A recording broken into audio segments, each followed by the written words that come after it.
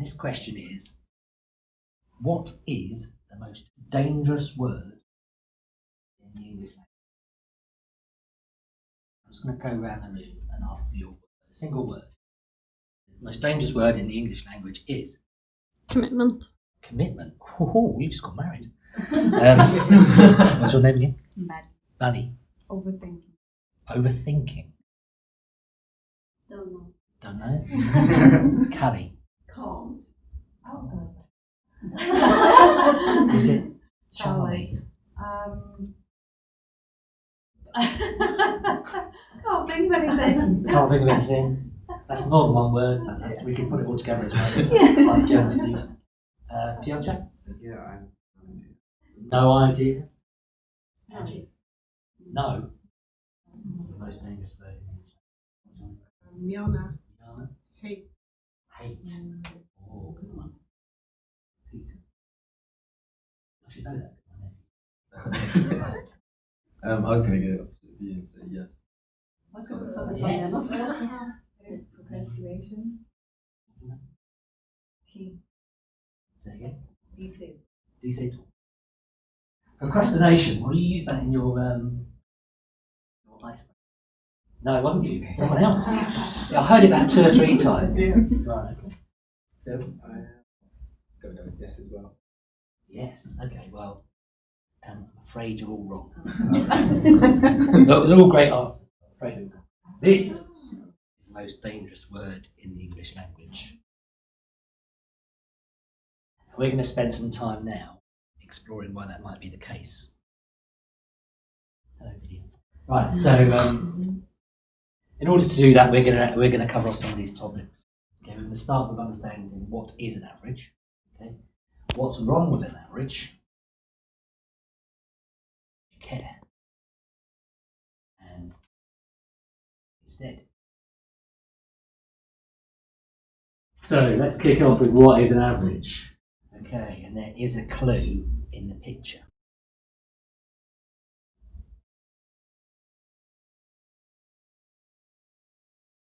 Is an average. Anyone like to raise a hand? No? Subjective. Subjective. Okay. Or anyone that's always within the borderline of they don't get out of that. Right, so someone's in this core area. In a box. In a box. God, this is all very interesting. This is all very kind of Evening out the peaks and troughs. even out peaks and troughs. Yeah, nice one. Box and trees. Anything else? Anybody else? Do the triangle hat? Somebody in a triangle hat? From the image, happy and sad. Yeah, see, this guy's sad, this guy's happy, but Yeah. this guy's actually put him in the box. So he's being mean. Right, so basically, when people talk about an average, they're talking about what's called the arithmetic mean, normally. It's a calculation, right? And the calculation is the sum of the values that you have divided by the count. We all know that as a standard mathematical principle, okay? So when we talk about average, for purposes of talk now, that's what it's that calculation. Many different even. So that's cool. But so what? What's wrong with an average? It's used everywhere, right? Everyone uses averages. Well, there's this guy who was told he was going to go walk across a river. He was told that the average depth of the river was 3 feet.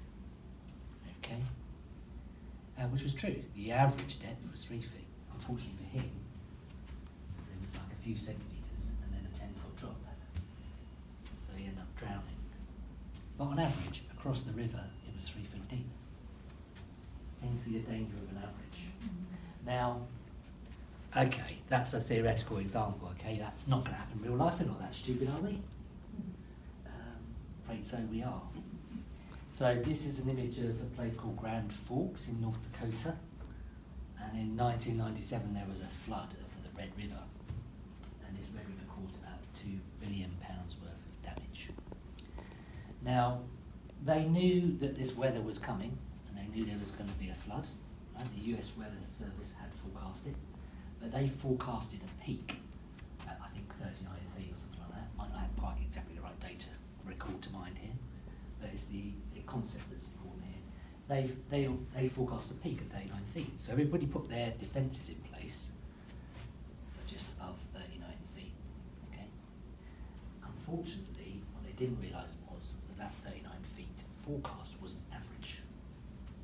Okay, and it peaked above that 39 feet and peaked across all of the defences. Right, so it caused a lot of flooding and a lot of heartache. Okay, so let's have another illustration. Right, does anybody know what the average UK salary is? According to Google a couple of weeks ago, I looked it up. 32? About 26. See, that's what I thought, 26. Yeah. Right, 32, 26. Any other guesses? 17. 17, blimey. Depends if it's north or south. Right, average. Yeah. We're talking about averages here, we just even everything out and get one figure. Right, so what's it going to be? The answer is...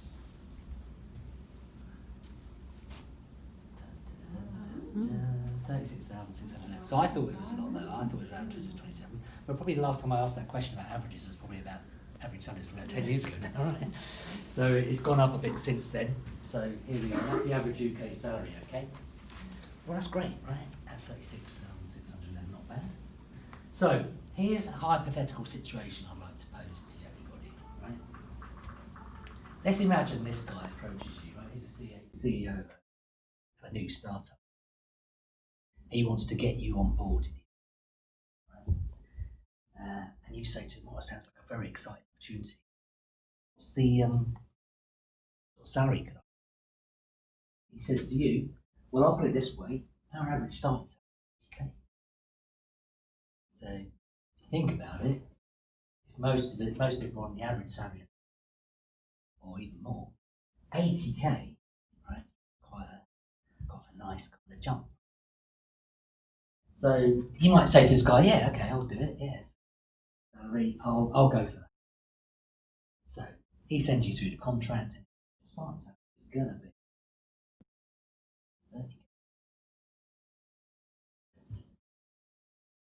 30K. What happened here, right? Does this guy lie to me? What's going on? 80. Well, did he lie? Fortunately, this new startup, fictional startup, is a very transparent one. I was able to go onto this look up this hypothetical company, and find out who was getting paid what at the company. And here's the data. Right, so not many staff in the company. It's a startup, right? It's a lean startup. But there's me on my 30K. Here's my mate who's 30K, and the CEO is something on 430K. Right, so that's cool, right? So he wasn't lying to me, because we know that an average is the sum of values by count values, and therefore we can work out by plugging in all of that data. But actually, the average works out to 8. The average salary. So he wasn't lying. The worst you could say about him, he was being a bit economical with the truth. Some people say. So I think when someone's using an average, maybe there might be truth. I don't know. Maybe someone think about it. Anyway, the pertinent question for me, though, in this hypothetical situation is, should I have based my decision to take that? I'm just talking about the salary. Should I base that on an average? Probably say, if I had seen all of the data points, instead of taking the average, if I'd actually looked at all of the data made up that average, perhaps I could have had more informed. Yeah. So, when someone starts to say something like this, starts a sentence with "on average," okay, that's kind of a bit of a trigger signal, right? For you guys to think, actually, I might just about to be falling foul of the flaw of averages. The flaw of averages is simply this statement, which is plans based on assumptions about average conditions usually go wrong. guy called Sam Savage has written a whole book on it, which is fascinating. Stats and all this kind of stuff. I highly recommend you read it, called The Flaw of Averages, would you believe? That's where a lot of this content has come from. And I discovered that through my look at metrics and probability.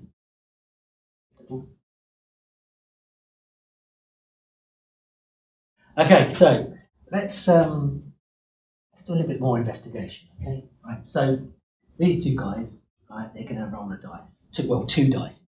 Okay, two dice. So the question for you is, if you throw two 6-sided dice, yeah, what's going to be your average score? Anybody got an idea? Angie? 7. 7 is the correct answer. And you work that out because you used your average calculation. You can't throw a 1 because you've got 2 dice, right? So it's only you can throw 2, 3, 4, 5, 12. Divided by 11 gets you to, I think, 6.987 or something, but you got 0.9, so you get a 7, right? That's your average. So that's great, right? But in reality, what's going to happen, right? So here's the data.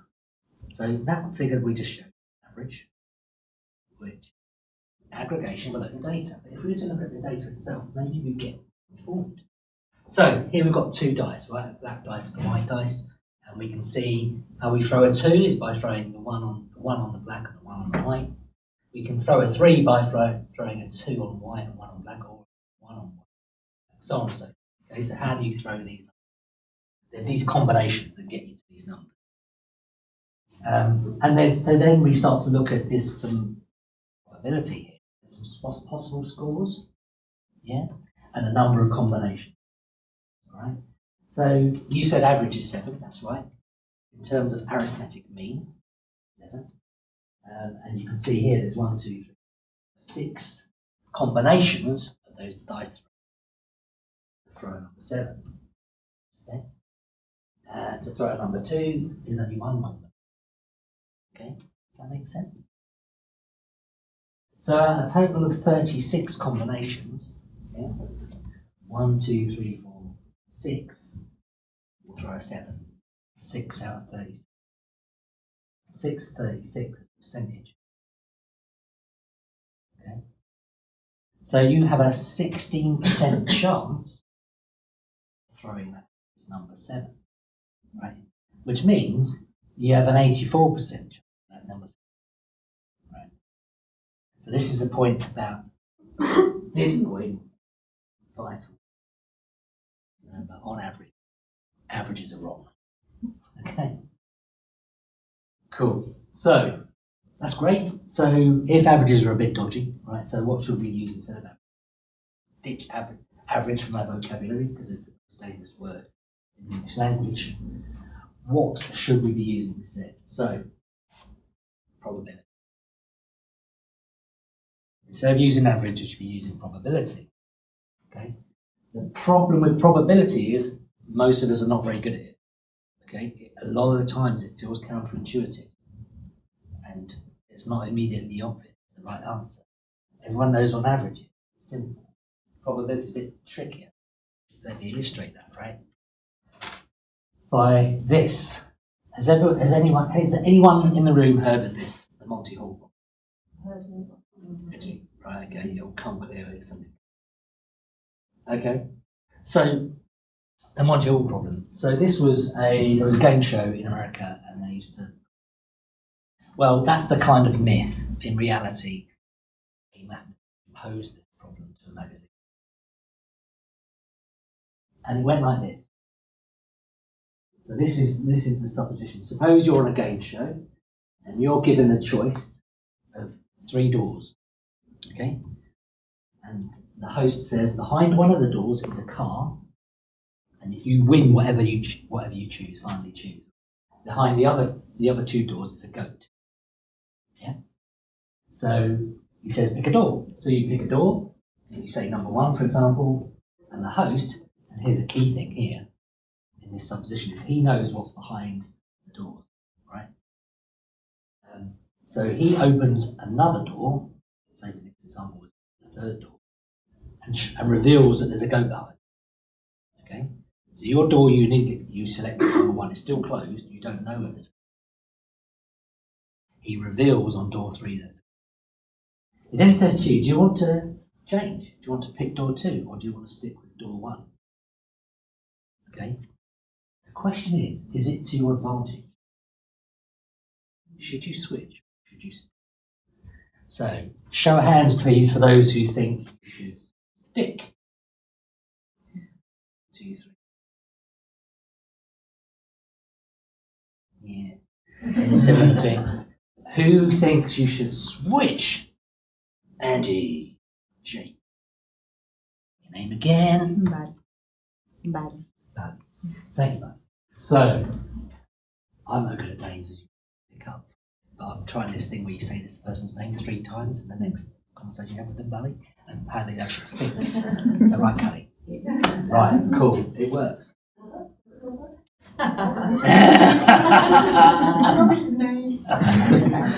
Right, so I think the consensus in the room is you should stick. Would anybody like to explain why? Kelly, okay. Because it's been my first choice, so change your mind. So superstition? Yeah, maybe. Superstition? Yeah. Got me a gut, yeah. Gut instinct? Yeah.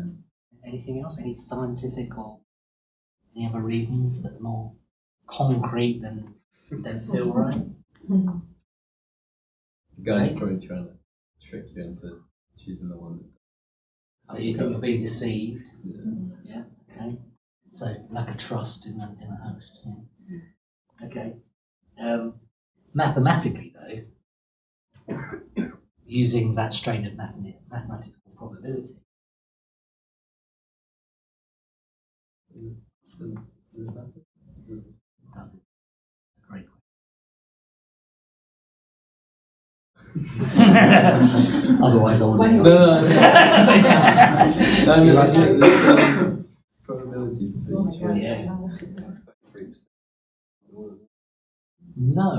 It's now increased to 50, hasn't it? I thought was it free? It's gone from 33 to 50. There, see, you know your probability, right? So, effectively, what happened was, when you had 3 doors that were closed and you picked one, you had a 1 in 3 chance of getting that car right. There's only 1 car, there's 3 doors. Okay. When you had 2 doors, you got 2 in 3. So you've got a better chance to switch, but it just doesn't feel right. It just doesn't make any sense, right? This is where the probability is a very difficult thing for the human mind, it seems, to get its head around. But if you ask the probability, they would tell you that. Another way of looking at this is what helps me to think these things through is to say, write a chart, a possible combination. You can work out, well, actually, I stay there, and then win the goat twice, or once, switch on twice, win the goat. So that's how my head gets around it, but even so, it doesn't feel intuitive. And if it doesn't feel right, you're in good company, right? When this article was published in Parade, 10,000 people wrote in to say you're wrong. It doesn't matter whether you. And some of those people had PhDs. In fact, 1,000 of them had PhDs. Right? So if PhD people can't get it, okay, what chance have we got? So probability is a difficult thing to deal with, and maybe that's why we don't kind of use it quite much. Well, not strangely, not in the agile world, and we tend to use velocity, average, problematic, well, just spoke about. But we don't tend to use probability. But lots of other industries do, like the pensions industry want to predict performance might happen. They forecasting the weather, the US weather, not the one we spoke about earlier, but the one that maps hurricanes like that. They use to see where, and they're continuously changing. So, if you want to check this out a bit more, and if you don't believe me, someone has written a simulator at this address. If you don't pick it up now, come and see me afterwards. I'll tell you what it is. It's a lot of fun. You can go and play the Monty Hall game, and you can put thousands and thousands of simulations of different combinations, and it will show you that yes, you should switch. You're more likely to win the card. Okay, so this is really great, right? But how does all this apply to, right? To us? Why? Okay, we should care because we might be basing our decisions on things and getting the wrong outcome. Well, I wonder if anybody recognises any of these terms, comes across any of these kind of terms in any work that they do. Yeah? Do they seem familiar to anybody?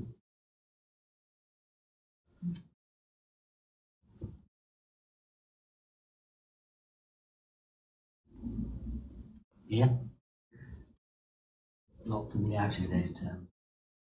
So all these things can be quite dangerous if you are which scrum. Most start scrum teams will use that when something might be. They're setting themselves up for some pain further down the line. And even the lean guys in the room, the guys who use Kanban, other lean tools, might go, yeah, but I use cycle time. Well, we don't actually, you probably use average cycle time. And there you go, there's that word there. Okay, so that's why we care, because we are probably using data that might give us, you might be basing decisions. So, this guy, Dutch Steinker, made this statement. It's difficult to make predictions, especially about the future. So, we need to consider a range of options. The future is a range of outcomes that haven't happened. Okay? We don't want to single that down to one outcome. When we use an average to predict anything about the future, we're putting all this, working out the peaks and troughs, right? But all into one single figure, that's when it's going to happen. Well, that's crazy. There's a whole set of outcomes that could happen. So, finally, then, before we finish, is I'm just going to run through about what we've learned. Hopefully, we've learned something. Minutes or so. I would advise everyone to be skeptical, right? Just as a matter of principle, right? Be skeptical. Okay? Don't believe what people are telling you, right? Make sure you've got data behind it. This one, on average, averages are wrong, and we can show that with the dice. Okay? So if anyone asks, explain that. Abbreviated measures can be misleading. So whenever you take a set of data that's telling you lots of information in that data, you bring that down to one figure, you're losing data, you're losing information. Okay? When you lose information, when you're making a decision, you want all the information you can have to make that decision. Discount a lot of it, the decision must be based on. We need to learn to embrace uncertainty. Right? So when we're thinking about future outcomes, we need to make sure that we are comfortable.